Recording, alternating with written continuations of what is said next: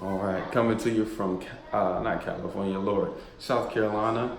Has a little Airbnb, and this right here is a super popular exit strategy right now, and for good reasons. Because what Airbnb is essentially a website that you place your rental property up on, has to be furnished because people are looking to stay there for vacations and for business purposes.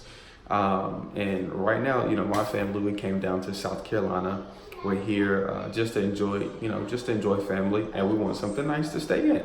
So, this is the spot. Some Airbnbs are nicer than others. This one is pretty nice, and it's just a spot where it kind of feels like home. There's a 3-bedroom, 2-bath, 2,000 square foot condo in South Carolina, and they provide towels and whatnot.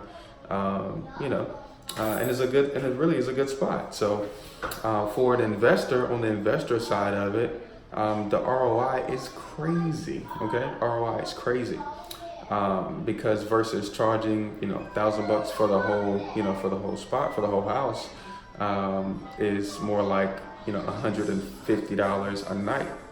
And well, you say, well, how many nights can I rent this thing out for? 25 on average. Okay, so I mean 150 times 25 nights, that's really good return on your investment compared to a traditional lease. So this is definitely a strategy I want you guys to kind of jump in and learn with me. Now we'll say there's different tiers to it depending on how much money you want to make. So you can have really nice renovations, you can have moderate renovations, or you can do some stuff really like level 1, level 2, level 3. Is what, it's kind of what they're calling it out there.